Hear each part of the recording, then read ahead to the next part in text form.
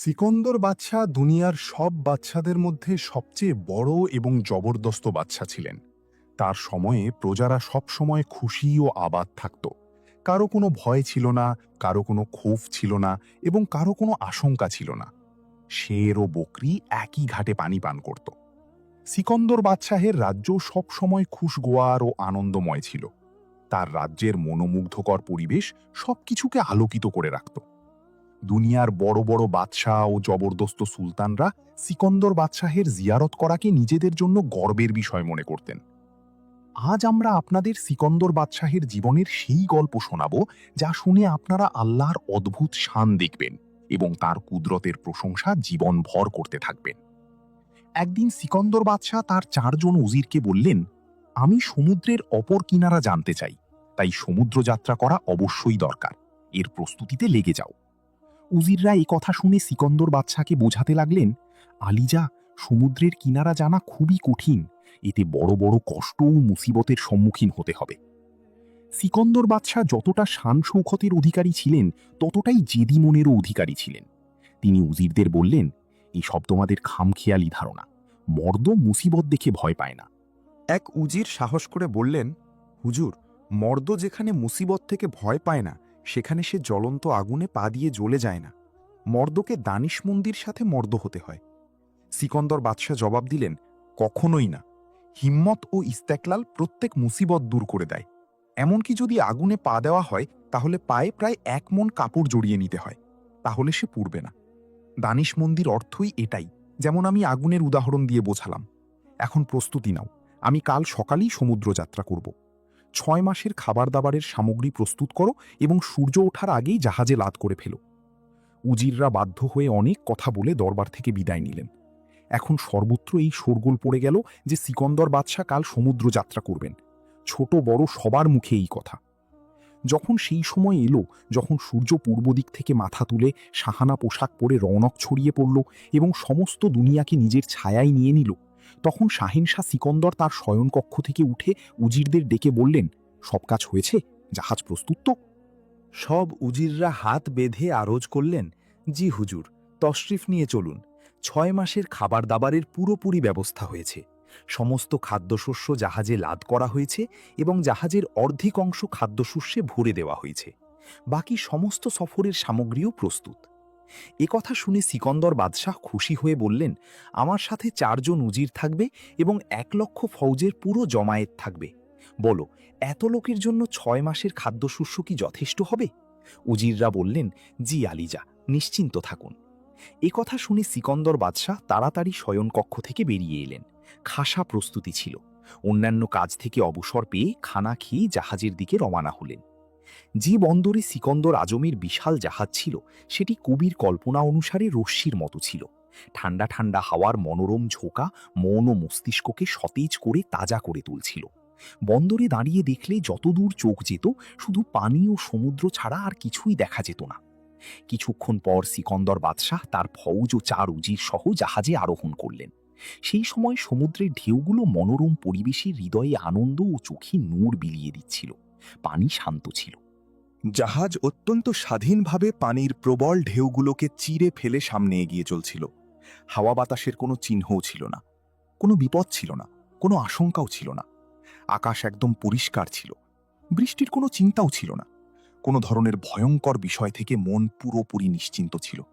খারাপ লক্ষণের কোনো চিহ্নও ছিল না। সিকন্দর আজম জাহাজের একটি অত্যন্ত আরামদায়ক ও শানদার কক্ষে বসে রৌনক ছড়িয়েছিলেন। সেই সময় জাহাজ অত্যন্ত দ্রুত গতিতে চলছিল, ঘন্টায় 80 মাইল বেগে। এই সফর সিকন্দর আজমের খুব বিখ্যাত সফর। অনেক লেখক নতুন নতুন দৃষ্টিকোণ নিয়ে এটি বর্ণনা করেছেন। অনেক ঐতিহাসিকও এই সফরকে সিকন্দরের জবরদস্ত ঘটনা বলে উল্লেখ করেন।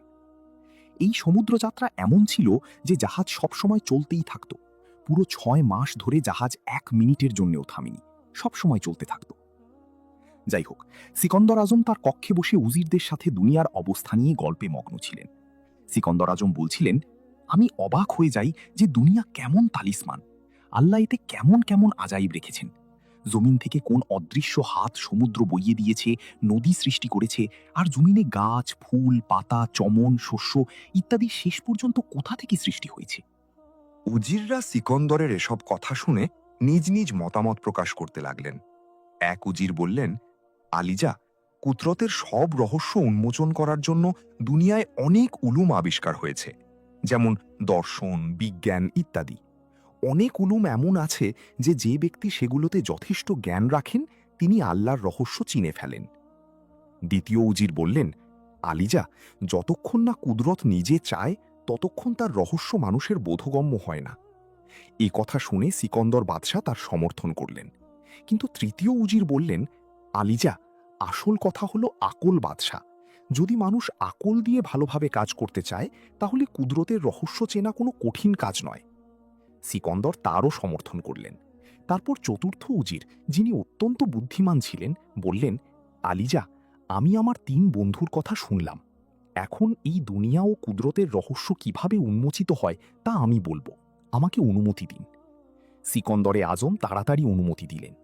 চতুর্থ উজির বললেন, আলিজা, যে ব্যক্তির মধ্যে 3টি গুণ থাকবে সে কুদরতের সব রহস্য চিনতে পারবে। না কুদরত নিজে চায়, না উলুম অর্থাৎ দর্শন ইত্যাদি দিয়ে কাজ চলে, না আকল বুঝতে পারে। কারণ মানুষের আকল সীমাবদ্ধ আর আল্লাহর শান অসীম। একইভাবে আকলও মানুষের সীমাবদ্ধ, একটা সীমা পর্যন্তই পৌঁছাতে পারে। আর উলুম অর্থাৎ দর্শন, যুক্তিবিদ্যা ইত্যাদিরও একটা সীমা আছে। যতই যুক্তি দাঁড় করানো হয়েছে সবই সীমাবদ্ধ, কিন্তু আল্লাহর কুদরতের কোনো সীমা নেই।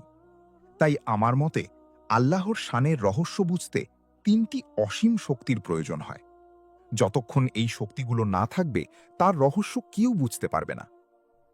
সিকন্দর বাদশাহের বিস্ময়ের সীমা রইল না। তিনি বললেন, কিন্তু সেই 3 শক্তি কোন কোনটি? উজির বললেন, আলিজা, একটি হিম্মত অর্থাৎ সাহস, একটি ঈমান এবং একটি ইস্তিকলাল। যে ব্যক্তির মধ্যে এই 3টি শক্তি থাকবে তার কাছে দুনিয়া ও আখিরাতের কোনো কাজই অসম্ভব নয়। সে সবকিছু করতে পারবে, কারণ এই 3টি জিনিসই অসীম। হিম্মতের কোনো সীমা নেই, ইস্তিকলালের কোনো সীমা নেই এবং ঈমানের কোনো সীমা নেই। সিকন্দর তার চতুর্থ উজিরের কথা শুনে তাকে মহব্বতের দৃষ্টিতে দেখলেন এবং খুশি হয়ে বললেন, সত্যি বলছ? নিশ্চয়ই হিম্মত, ইস্তিকলাল ও ঈমান এই 3টির কোনো সীমা নেই। আর নিশ্চয়ই যার অন্তরে এই 3টি জিনিস থাকবে তার সামনে দুনিয়ায় কোনো কষ্ট মনে হবে না এবং অসম্ভব শব্দটি তার সামনে থাকবে না। কিন্তু আমি তোমার এই কথার প্রমাণ চাই। যদিও আকল বলে যে সত্য, কিন্তু প্রমাণ ছাড়া আমি মেনে নেব না। তোমাকে প্রমাণ করতে হবে যে আল্লাহর শান চেনার জন্য যে ব্যক্তি 3টি জিনিসকে মূল্যবান মনে করে, ইস্তিকলাল, ঈমান ও হিম্মত, সেগুলো তার জন্য মঞ্জিল সহজ করে দেয়। চতুর্থ উজির বিনয়ের সাথে আরজ করলেন, আলিজা, সত্য প্রমাণ করার জন্য আমি সব সময় হাজির আছি। আপনার ওপর যে মুসিবত নেমে আসবে আমাকে জানাবেন। আল্লাহর হুকুমে আমার ঈমান, ইস্তিকলাল ও হিম্মতের শক্তি সেই মুসিবতের ওপর জয়ী হবে। কোনো মুসিবত এমন নয় যা সহজ হয় না। সিকন্দর বাদশাহ এই কথা শুনে রাগ করে বললেন, আমার উপরও কি মুসিবত নেমে আসতে পারে? আমি তো সমস্ত দুনিয়ার বাদশাহ, আমার উপর কখনো মুসিবত আসবে না। সুলতান আজম শহেনশাহ সিকন্দরের এই গর্বের কথা শুনে উজির মুচকি হেসে বললেন, আলিজা, গর্ব করবেন না।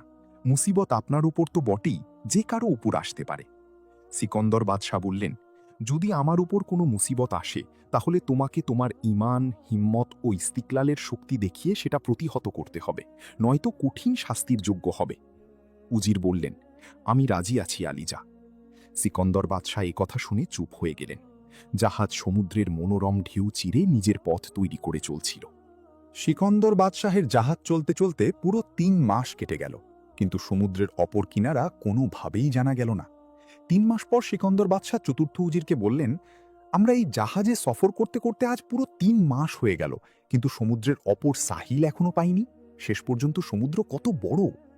উজির মুচকি হেসে বললেন, আলিজা, আরও 3 মাস অপেক্ষা করুন। কোনো না কোনো সময় সমুদ্রের অপর সাহিল দেখা যাবেই। সিকন্দর গম্ভীর হয়ে জবাব দিলেন, কিন্তু খাবারের ব্যবস্থা তো মাত্র 6 মাসের। যদি আমরা আরও 3 মাস সমুদ্রে সফর করি তাহলে ফিরব কিভাবে? কারণ সমস্ত খাদ্যশস্য শেষ হয়ে যাবে এবং পুরো ফৌজ না খেয়ে মারা যাবে। উজির জবাব দিলেন, আলিজা, তাহলে আপনার ইরাদা কি? সিকন্দর বাদশাহ বললেন, ভালো হয় যদি আমরা নিজ রাজ্যে ফিরে যাই, 3 মাসের মধ্যে পৌঁছে যাব। উজির হাসতে হাসতে অত্যন্ত বিনয়ের সাথে বললেন, আলিজা, হিম্মত ও ইস্তেকলালের দামন ছেড়ে দেবেন না। আপনি যে ইরাদা করেছেন তা পূর্ণ করে দেখান। এ কথা শুনেই অন্য ৩ উজির বলে উঠলেন, হুজুর, এই লোকটি আপনাকে ধোঁকা দিতে চায়। ৩ মাস কেটে গেলেই আমরা না খেয়ে মারা যাব। এখানে পানি ও আকাশ ছাড়া আর কি দেখা যায়? আর এটাও জানা নেই যে সমুদ্রের অপর কিনারা ৩ মাসের মধ্যে দেখা যাবে কিনা। চতুর্থ উজির, যিনি সত্যিকারের ঈমানদার ছিলেন, বললেন, হুজুর, আপনি কি পুরো ফৌজকে খাবার দেন? কক্ষণই না। সবাইকে আল্লাহ দেন এবং আল্লাহই দেবেন। আমরা না খেয়ে মরব না। যদি ৩ মাস পরও সমুদ্রের অপর কিনারা না দেখা যায়, তবুও আল্লাহ আমাদের এই সমুদ্রে গাইবি রিজিক দেবেন। ইস্তিকলাল, হিম্মত ও ঈমান, এই ৩ শক্তি সবকিছু সহজ করে দেবে। সিকন্দর বাদশাহ একথা শুনে চুপ হয়ে গেলেন, কারণ তিনিও এই ৩টি বিষয়ে বিশ্বাসী ছিলেন, কিন্তু প্রমাণ পাচ্ছিলেন না। তারপর তিনি চিন্তা করে মনে মনে ভাবলেন, হয়তো এই ৩টি বিষয়ের ভালো প্রমাণ পাওয়া যাবে। বাইরে থেকে তো কোনো লক্ষণ দেখা যাচ্ছে না। যদি সমুদ্রের অপর সাহিল না মেলে, তাহলে বুঝব যে এভাবেই আমাদের মৃত্যু এসেছে। সুলতান জিশান এসব ভেবে বললেন, ঠিক আছে, হিম্মতে মর্দা তো মদদে খোদা। জাহাজ চালাও, আমরা আমাদের মঞ্জিলে পৌঁছাবই। পথের মুসিবত দেখে ভয় পাওয়া মর্দানগিরির শান নয়। সিকন্দরের এতটা বলায় সবাই বাধ্য হয়ে গেল এবং জাহাজ আবার অত্যন্ত দ্রুত গতিতে নিজের পথ তৈরি করতে লাগল। জাহাজ তো চলতেই থাকল, কিন্তু অন্য ৩ উজির সেই উজিরের শত্রু হয়ে গেলেন। একদিন তারা নিজেদের মধ্যে পরামর্শ করলেন, আমরা আপনাদের বলতে ভুলে গিয়েছিলাম যে ৪ জনের মধ্যে সবচেয়ে ছোট উজির ছিলেন এই চতুর্থ উজির, যিনি ঈমানকে নিজের মজহাব, ইস্তিকলালকে নিজের উসুল এবং হিম্মতকে নিজের রাহবর মনে করতেন। ৩ উজির এক জায়গায় জড়ো হয়ে বলতে লাগলেন। একজন বললেন, আমাদের উচিত মরার আগেই এই উজিরকে হত্যা করে ফেলা। আমরা আজ না মরলেও ৩ মাস পর তো নিশ্চিত মৃত্যু, কারণ সমুদ্রের অপর কিনারা তো কোনো খালাজির ঘর নয় যে সঙ্গে সঙ্গে দেখা যাবে। জানা নেই সেটা কোথায় আর কত দূরে। এর খবর কে রাখতে পারে? সমুদ্রের নামই তো সমুদ্র। দ্বিতীয়জন বললেন, হ্যাঁ ঠিক, ভালো হয় আজকালের মধ্যেই তাকে হত্যা করা, কিন্তু কিভাবে? তৃতীয়জন প্রশ্ন করলেন। প্রথমজন বললেন, এখন তো দিনের ৩টা বাজে, রাত হতে দাও, তারপর আমি তরকিব বলবো। দ্বিতীয়জন বললেন, আমার মতে আজ রাত ১টার সময় তাকে এই সমুদ্রেই ফেলে দেওয়া উচিত। তৃতীয়জন হেসে বললেন, হ্যাঁ, কারণ সে আমাদের সবাইকেই এই সমুদ্রে মারার চেষ্টা করছে। দ্বিতীয়জন বললেন, হ্যাঁ, সে আমাদের সবাইকে এই সমুদ্রে মারার চেষ্টা করছে। প্রথমজন বললেন, তাহলে তাই করো, কোনো ছলে তাকে জাহাজের পানির দেয়ালের কাছে নিয়ে এসো, তারপর আমরা ৩ জন জোরে ধাক্কা দিয়ে তাকে সমুদ্রে ফেলে দেব। এটাই সম্ভব। দ্বিতীয়জন বললেন, কিন্তু এই কাজের আগে আমাদের দুজনকে লুকিয়ে যেতে হবে। যখন এই উজির তাকে এখানে দেয়ালের কাছে নিয়ে আসবে, তখন আমরা দুজন বেরিয়ে এসে তাকে সমুদ্রে ঠেলে দেব। প্রথমজন বললেন, বস, প্রস্তুত হয়ে নাও, তারপর তাকে মেরে আমরা ৩ জন শহেনশাহকে সোজা পরামর্শ দেব এবং কোনো ছলে তাকে রাজ্যের দিকে ফিরিয়ে নিয়ে যাব। এভাবে তাদের ষড়যন্ত্র পাকা হয়ে গেল এবং সবাই সেই বুদ্ধিমান উজিরকে হত্যা করার জন্য প্রস্তুত হয়ে গেল। জাহাজ তার পুরো গতিতে চলছিল। সিকান্দার বাদশাহ তার জর্নিগারখানায় বসে রৌনক ছড়িয়েছিলেন এবং জাহাজের জানালা দিয়ে মুখ বের করে সমুদ্রের মনোরম কিন্তু ভয়ঙ্কর ঢেউ দেখছিলেন। কখনো আল্লাহকে স্মরণ করছিলেন, কখনো তার শানে খুশি হচ্ছিলেন। পানি ও আকাশ ছাড়া আর কিছুই দেখা যাচ্ছিল না। সিকান্দার সমুদ্রের দৃশ্যে এতটাই মগ্ন ছিলেন যে নিজের খবরও ছিল না। হঠাৎ সমুদ্রের পিছন থেকে কড়কড় শব্দের আওয়াজ এলো। সিকান্দারের চিন্তা সরে গেল এবং তিনি পিছন ফিরে দেখলেন। দেখেই তার বিস্ময়ের সীমা রইল না, কারণ তার কক্ষের মেঝেতে একটি সাদা কাগজ পড়েছিল। সুলতান আজম লক্ষ্য করলেন এবং ভাবলেন, নিশ্চয়ই কেউ এই পত্র আমার কক্ষে ফেলে গেছে। এই চিন্তা করেই সিকন্দর বাদশাহ তাড়াতাড়ি সেই পত্র তুলে খুললেন। তাতে কিছু লেখা ছিল। সিকন্দর আজম সেই লেখা পড়তে শুরু করলেন। তাতে লেখা ছিল, সুলতান আজম সিকন্দর সাহেব, আমি এই পত্র গোপনে আপনার কক্ষে ফেলার সাহস এজন্য করেছি যে আমার জীবন সাংঘাতিক বিপদে আছে। তাই দয়া করে আমার এই আবেদন কবুল করুন যে যতক্ষণ না এই সমুদ্রযাত্রা শেষ হয় ততক্ষণ আমি আপনার শরণ নিতে চাই, কারণ আমার শত্রুরা এতে সন্দেহ করে এবং হিংসার আগুন তাদের বুকে জ্বলে ওঠে। আমার শত্রুরা কারা তা আমি বলবো না, কারণ আমি সব সময় ঈমান, ইস্তিকলাল ও হিম্মতের উপাসক। শুধু এই খবর দিচ্ছি, খয়রান্দেশ আপনার উজির চহারম। সিকন্দরের বিস্ময় বেড়ে গেল। পত্র পড়েই তার মাথায় চিন্তার ঝড় উঠল। তিনি অনেক চিন্তা করলেন যে শেষ পর্যন্ত তার শত্রু কে, কিন্তু কোনো সিদ্ধান্তে পৌঁছাতে পারলেন না। অবশেষে তিনি ভাবলেন, ঘটনাগুলোকে নিজের মতো চলতে দিই, পরে যা প্রকাশ পাবে দেখা যাবে। সিকন্দর সেই পত্র পড়ে লক্ষ লক্ষ গভীরতায় ডুবে গেলেন। তারপর তার মনে কিছু চিন্তা এলো এবং তিনি তাড়াতাড়ি নিজের পোশাক বদলে মল্লাহের মতো সাজ নিলেন। কিছুক্ষণ চিন্তা করে তিনি নিজ কক্ষ থেকে বেরিয়ে গেলেন। তারপর অজানা কোথায় চলে গেলেন এবং সেখান থেকে গায়েব হয়ে গেলেন। এখন সেই সময় এলো যখন চারদিকে অন্ধকারের দৌড় শুরু হলো। ধীরে ধীরে সূর্য অস্ত যেতে লাগলো এবং অবশেষে পশ্চিমে পর্দা ঢেকে কোথাও গায়েব হয়ে গেল। রাতের সময়ও কেটে যেতে লাগলো এবং কিছুক্ষণ পর ঘড়িতে রাত 1টা বাজল। উজির চহরম আলাদা তার কক্ষে শুয়ে জেগেছিলেন। হঠাৎ তার কক্ষের দরজা খুলে গেল এবং কয়েকজন কালো পোশাকধারী রহস্যময় ব্যক্তি তার কক্ষে ঢুকে পড়ল। উজির দেখেই উঠে বসলেন এবং পকেট থেকে নিজের রিভলভার বের করে তাদের দেখিয়ে বললেন, আমি তোমাদের সব ইরাদা জানি। যখন তোমরা নিজেদের কক্ষে বসে গোপনে পরামর্শ করছিলে, তখন আমিও দেয়ালের পিছনে দাঁড়িয়ে তোমাদের কথা শুনছিলাম। বলো, আমাকে হত্যা করতে এসেছো? সব কালো পোশাকধারীরা অবাক হয়ে বলল, নিশ্চয়ই আমরা তোমাকে হত্যা করার উদ্দেশ্যেই এসেছি। এ কথা শুনেই উজির তাড়াতাড়ি কয়েকটি গুলি ছুড়লেন, যার কারণে তারা সবাই ভয় পেয়ে গেল। তাদের মধ্যে একজন অত্যন্ত সাহসী ছিল। সে সামনে এগিয়ে এসে তাড়াতাড়ি উজিরের হাত থেকে রিভলভার ছিনিয়ে নিল। এ দেখি অন্যেরাও উজিরের উপর ঝাঁপিয়ে পড়ল এবং হঠাৎ সবাই তার উপর ঝাঁপিয়ে পড়ল।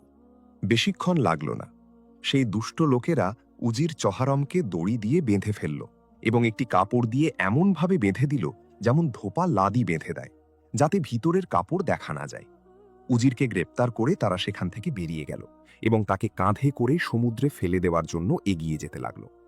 হঠাৎ উজির চিৎকার করে বললেন, হে গাফেলরা, এখন আমার ঈমান, হিম্মত ও ইস্তিকলালের কারনামা দেখো। আমি ভয় পাওয়ার লোক নই। পরওয়ারদিগার আমার রক্ষক। আমি এখন মৃত্যুর মুখে আছি, কিন্তু তবুও তিনি অবশ্যই আমার সাহায্য করবেন। তার রহমত থেকে নিরাশ হওয়া উচিত নয়। উজিরের এই কথা শুনে তারা হেসে উঠল এবং জাহাজের পানির দেয়ালের কাছে চলে এলো এবং উজিরকে সমুদ্রে ফেলে দেওয়ার চেষ্টা করছিল। হঠাৎ পিছন থেকে কেউ বলে উঠল, হাই হাই, তুফান! এই চিৎকার ছিল শুধু একজনের, যাকে আমরা এখন মল্লাহ নামে স্মরণ করব। তিন উজির দেখলেন যে মল্লাহ হাই হাই তুফান বলতে বলতে কাছে আসছে। তিন উজির মল্লাহের দিকে তাকালেন। মল্লাহ কাছে এসে বলল, হুজুর, তুফান এসে গেছে, জাহাজ ডুবে যাচ্ছে। তিন উজির জাহাজের জানালা দিয়ে মুখ বের করে সমুদ্র দেখতে লাগলেন। এই তিনজন সমুদ্রের দৃশ্য দেখায় মগ্ন হয়ে গেলেন। ইতোমধ্যে আল্লাহ অত্যন্ত দ্রুততার সাথে উজিরের পুটলি কাঁধে তুলে নিয়ে একদিকে লুকিয়ে দাঁড়িয়ে গেলেন। তিন উজির সমুদ্র ভালো করে দেখলেন। যখন তুফানের কোনো লক্ষণ দেখা গেল না, তখন তারা মুখ জানালা থেকে সরিয়ে নিলেন। এখন যা দেখলেন তাতে মল্লাহ গায়েব এবং উজির চহারমের পুটলিও গায়েব। এ দেখে তিন উজিরের হুঁশ হাওয়াস উড়ে গেল। বিস্ময়ের মধ্যে চারদিকে তাকাতে লাগলেন, কিন্তু সেই পুটলি ও মল্লাহ কোথাও দেখা গেল না। এই দেখেই তারা নিজেদের মধ্যে বলাবলি করতে লাগলেন। প্রথম উজির বললেন, আফসোস, হয়তো আমাদের কার্যকলাপের খবর কেউ জেনে গেছে। দ্বিতীয়জন বললেন, নিশ্চয়ই তাই হয়েছে। তৃতীয়জন বললেন, এখন ভালো হয় এখান থেকে পালিয়ে যাওয়া এবং আজকের রাত ব্যর্থতা সহ্য করে আরাম করা। দ্বিতীয়জন বললেন, হ্যাঁ হ্যাঁ, পরে আবার সুযোগ পাওয়া যাবে। প্রথমজন বললেন, বস, চলো, দেরি করলে বিপদ। এই তিনজন তাড়াতাড়ি সেখান থেকে পালিয়ে গিয়ে নিজ নিজ আরামগাহে গিয়ে বিস্ময়ের মধ্যে ঘুমিয়ে পড়লেন। তাদের চলে যাওয়ার সাথে সাথে মল্লাহ পুটলি কাঁধে নিয়ে সেখান থেকে বেরিয়ে এলেন এবং পুটলি কাঁধ থেকে নামিয়ে মাটিতে রাখলেন। তারপর খুলে উজিরকে মুক্ত করলেন। উজির বিস্ময়ে বললেন, আপনি কে? এ কথা শুনেই মল্লাহ নিজের চোখের তিল দেখিয়ে ইশারা করলেন। এ দেখেই উজিরের মুখ থেকে বেরিয়ে এলো, কে সহেনশাহ? সহেনশাহ সিকান্দার চুপ থাকার ইশারা করলেন। উজির চুপ হয়ে গেলেন এবং সিকান্দার তার সঙ্গী উজিরকে নিজ কক্ষে নিয়ে এলেন। দুজনে কিছুক্ষণ কথাবার্তা বলে আরাম করলেন এবং ঘুমিয়ে পড়লেন। আবার অন্ধকারের দৌড় শেষ হয়ে গেল এবং সোনালি সূর্য উদিত হল। চারদিকে বসন্তের মতো ছড়িয়ে পড়ল। চমনে পাখিরা মনোরম গান গাইতে শুরু করল। সকাল সত্য হয়ে উঠল। সেই সময় সুলতান আজম সহেনশাহ সিকান্দার জেগে উঠলেন। তাড়াতাড়ি উজির চহারমকে বললেন, যখন তোমাকে রাতে তোমার শত্রুরা তুলে নিয়ে সমুদ্রে ফেলে দেওয়ার চেষ্টা করছিল, তখন তুমি তাদের কি বলেছিলে? উজির বললেন, আলিজা, আমি বলেছিলাম আমি এখন মৃত্যুর মুখে আছি, কিন্তু তবুও আমার ঈমান, হিম্মত ও ইস্তিকলাল আমার সাহায্য করবে। আল্লাহ আমার রক্ষক। আমি শুধু এটুকুই বলেছিলাম। সিকান্দার এই কথা শুনে খুব খুশি হলেন এবং বললেন, এখনই তিন উজিরকে ডেকে নাও। উজির চহারম পায়গাম্বার পাঠালেন। পায়গাম্বার তিনজনের কাছে পৌঁছে হাত বিধে আরজ করল, হুজুর, সহিংসাহ আপনাদের ডাকছেন।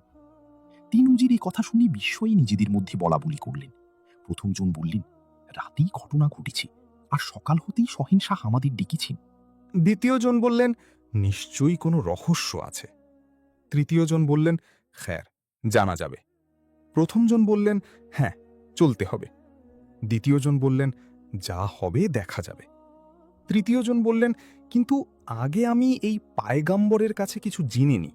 শাহেনশাহের কাছে আর কেউ ছিল? পায়গম্বর বলল, জি হুজুর, উজির চহারম তশরিফ ফরমাচ্ছিলেন। সবাই কিছু চিন্তা করে বলল, ঠিক আছে, তুমি যাও আর বলো যে এখনই হাজির হচ্ছি। পায়গম্বর একথা শুনে চলে গেল এবং শাহেনশাহকে সেভাবেই জানিয়ে দিল। এখন সিকন্দর বাদশাহ তাদের অপেক্ষা করতে লাগলেন। কিছুক্ষণ পর সেই তিন উজির সিকন্দর বাদশাহের কক্ষে ঢুকে আদাব জানালেন। সিকন্দর বাদশাহ অত্যন্ত গম্ভীরভাবে তাদের তিনজনকে বোঝাতে লাগলেন, দেখো, রাতের ঘটনা আমার ভালোভাবে জানা আছে। আমার থেকে ভয় পেও না, আমি তোমাদের কিছু বলছি না। শুধু এটুকু বলছি যে যদি এখন থেকে কোনো সময়ও উজির চহারমের উপর হামলা করো, তাহলে তার আগেই তোমাদের তিনজনকে মৃত্যুর ঘাটে পাঠিয়ে দেওয়া হবে। হিম্মত, ইস্তিকলাল ও ইমানের প্রথম কারিশমা তোমরা দেখে নিয়েছ, যে উজির চহারম মৃত্যুর মুখ থেকে বেঁচে গেছেন। হয়তো তোমরা জানো না যে রাতে আল্লাহর রূপে আমি নিজেই ছিলাম এবং আমি উজিরকে বাঁচিয়ে দিয়েছি। সবাই অবাক হয়ে গেলেন এবং তিনজনের হুশ হাওয়াস উড়ে গেল। একজন বললেন, কিন্তু আলিজা, আপনি আমাদের এই অন্যায় কাজের খবর কিভাবে পেলেন? সিকন্দর বাদশাহ বললেন, এমন কোনো কথা নেই যার খবর আমার না থাকে। যাও, এখন আরাম করো। সবাই ভয়ে কাঁপতে কাঁপতে সিকন্দর বাদশাহকে মাটি পর্যন্ত ঝুঁকে সালাম করে সেখান থেকে বেরিয়ে গেলেন। সুলতান আলম সিকন্দর আজমের আলিশান জাহাজ সমুদ্রের অপর কিনারা খুঁজতে খুঁজতে নিজের পথ তৈরি করে চলতে থাকল এবং বর্ণিত ঘটনাগুলো জাহাজে ঘটতে থাকল। এভাবে পুরো 6 মাস কেটে গেল, কিন্তু সমুদ্রের অপর সাহিল তো দূরের কথা, তার কোনো লক্ষণও দেখা গেল না। রসদ সব শেষ হয়ে গেল এবং সিকন্দর বাদশাহ তাঁর 3 লক্ষ ফৌজ সহ ভয়ানক ক্ষুধার যন্ত্রণায় হতবিভল হয়ে মৃত্যুর মুখোমুখি হলেন। পুরো ফৌজ, লস্কর, মল্লাহ ইত্যাদি সারাদিন উপবাস করে এই ভয়ঙ্কর মুসিবত থেকে ভয় পেয়ে আল্লাহর কাছে দোয়া চাইতে লাগল।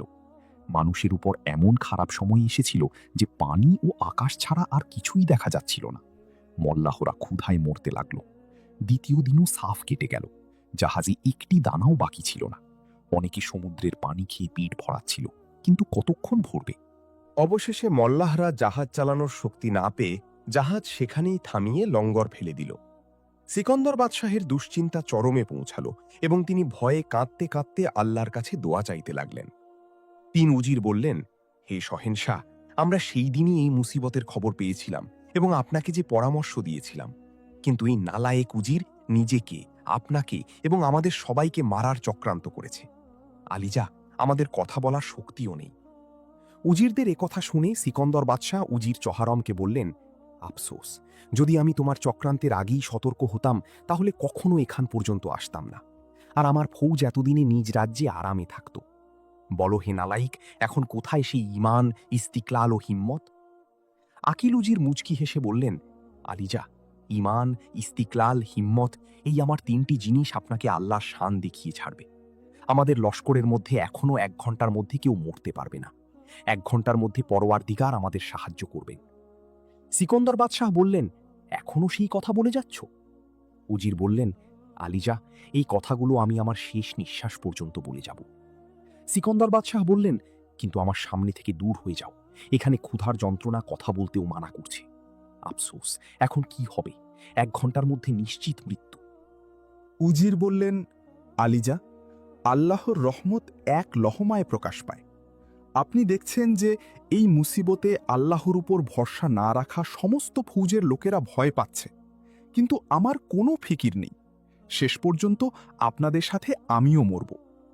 এ কথা বলে উজির চলে যেতে চাইছিলেন। হঠাৎ সিকান্দর বাদশাহ চিৎকার করে বললেন, আজ আমার জানা হয়ে গেল যে তোর ঈমান মিথ্যা এবং হিম্মত ও ইস্তিকলাল একটা ধোঁকা। সিকান্দর বাদশাহ এতটুকু বলেছিলেন যে হঠাৎ সমুদ্র থেকে এক ভয়ঙ্কর আওয়াজ এলো। তার বাক্যগুলো ছিল, ঈমান, হিম্মত, ইস্তিকলাল এবং তার আমিল সত্য। এই শব্দগুলো কেউ মানুষের ভাষায় সমুদ্র থেকে বলেছিল, যা শুনে সিকান্দরের হুঁশ উড়ে গেল। তিনি তাড়াতাড়ি জাহাজের জানালা দিয়ে মাথা বের করলেন। মাথা বের করে দেখে সিকান্দর পুরোপুরি বিস্ময়ে পরিণত হলেন। তিনি দেখলেন যে একটি মাছ সমুদ্র থেকে নিজের মাথা বের করে মানুষের ভাষায় কথা বলছে। সেই মাছের মাথা এত বড় ছিল যে সিকান্দরের আলিশান জাহাজ তার সামনে কোনো মূল্যই রাখত না। মনে হচ্ছিল যেন সমুদ্রে কয়েক মাইল জুড়ে একটি পাহাড় রয়েছে, যা হৃদয়ে ভয় ও আতঙ্ক বর্ষণ করছে। সিকান্দর যখন মাছের মুখ থেকে এই শব্দ শুনলেন, তখন ভাবলেন, এ নিশ্চয়ই কুদরতের কোনো রহস্য। মাছকে যা বলবো সে তার জবাব দেবে। এই ভেবে সিকান্দর মাছকে বললেন, তুই কি আমার সহানুভূতিশীল? মাছ বলল, হ্যাঁ সিকন্দর, তোর উজির সত্য। কুদরতের রহস্য চেনার জন্য এবং উদ্দেশ্যে সফল হওয়ার জন্য হিম্মত, ইস্তিকলাল ও ইমানের প্রয়োজন হয়। আমাকে আল্লাহ তোর সাহায্যের জন্য এখানে পাঠিয়েছেন। সিকন্দর বাদশাহ বললেন, তুই আমাকে বল, সমুদ্রের অপর কিনারা কোথায়? মাছ জবাব দিল, হে সিকন্দর, এটা জানা অসম্ভব। সমুদ্র, জমিন ও আকাশ এই কুদরতের তিনটি জবরদস্ত রহস্য। এই তিনটির খবর পাওয়া খুবই কঠিন এবং একেবারে অসম্ভব। সমুদ্রের অপর কিনারা তুই কি করে জানতে পারবি? তোর জাহাজ 6 মাস ধরে আমার পিঠের ওপর চলেছে এবং আজ আমার মাথা পর্যন্ত এসেছে। যখন তোর জাহাজ আমার মাথায় কষ্ট দিল, তখন আমি মাথা বের করলাম। আমি তোর চোখে কত বড় মাছ তুই তার হিসাব করতে পারবি না। এখানে আমার মাথা, আর 6 মাস আগে যেখান থেকে তুই চলে এসেছিলি সেখানে আমার লেজ ছিল। তবুও আমি বলছি যে আমার আকার খুব ছোট। এই সমুদ্র, এতে আমার চেয়ে 4 ও 5 গুণ বড় মাছ রয়েছে। তাহলে তুই সমুদ্রের কিনারা কিভাবে জানতে পারবি? সিকন্দরের হুঁশ উড়ে গেল। আল্লাহর কুদরতের প্রতি দিল জান থেকে আশিক হয়ে গেলেন এবং কখনো এমন ইরাদা না করার শপথ করলেন। তারপর মাছকে বললেন, হে মাছ, এখন তুই বল, আমি কি করব? কোনো এমন তরকিব বল যাতে আমি তাড়াতাড়ি নিজ রাজ্যে পৌঁছে যাই, অথবা এত খাবার দে যাতে আমার ফৌজ পেট ভরে খেতে পারে। আমি 6 মাসের ব্যবস্থা করে এসেছিলাম, সেই খাবার সব শেষ হয়ে গেছে এবং আমার ফৌজ না খেয়ে মরছে। মাছ বলল, ঠিক আছে হে সিকন্দর, এখন আমি পাল্টা মারছি। অর্থাৎ আমি আমার মাথা সেখানে নিয়ে যাচ্ছি যেখানে আমার লেজ ছিল এবং যেখান থেকে তুই 6 মাস আগে চলে এসেছিলি, আর আমার লেজ এখানে নিয়ে আসছি। তোর সব ফৌজকে হুকুম দে যে তারা জাহাজ ভালোভাবে ধরে রাখুক এবং নিজ নিজ চোখ বন্ধ করে নিক, নয়তো হাওয়ার প্রবল ঝোঁকা চোখ ফুটো করে দেবে। সিকন্দর আল্লাহর শুকরিয়া আদায় করলেন এবং তার সব ফৌজকে চোখ বন্ধ করার হুকুম দিলেন। সবাই হুকুম পালন করল। মাছ হঠাৎ এক জোরে পাল্টা মারল। জাহাজে প্রবল ভূমিকম্প হল, যা আধা ঘন্টা পর্যন্ত চলল। আধা ঘন্টা পর যখন সবাই চোখ খুলল, তখন সমুদ্রের সাহিল দেখা গেল, ঠিক সেই সাহিল যেখান থেকে সিকন্দর বাদশাহ 6 মাস আগে যাত্রা করেছিলেন। সবাই আল্লাহর শানে দিল জান থেকে নিসার হয়ে গেল। জাহাজের লঙ্গর খোলা হলো এবং সবাই ক্ষুধার্ত পিপাসার্ত অবস্থায় জাহাজ থেকে নেমে সাহিলে জড়ো হল। সিকন্দর বাদশাহ সুস্থভাবে তার পুরো রাজ্যে প্রবেশ করলেন এবং পরের দিন দরবার করলেন। দরবারে উজির চহারমকে অসংখ্য ইনাম ও ইকরাম দিয়ে সম্মানিত করলেন এবং অন্য 3 উজিরকে শাস্তি দিতে চাইছিলেন। কিন্তু উজির চহারম বললেন, হুজুর, এরা ভুল বোঝাবুঝিতে পড়ে গিয়েছিল, এদের অপরাধ ক্ষমা করে দেওয়া হোক।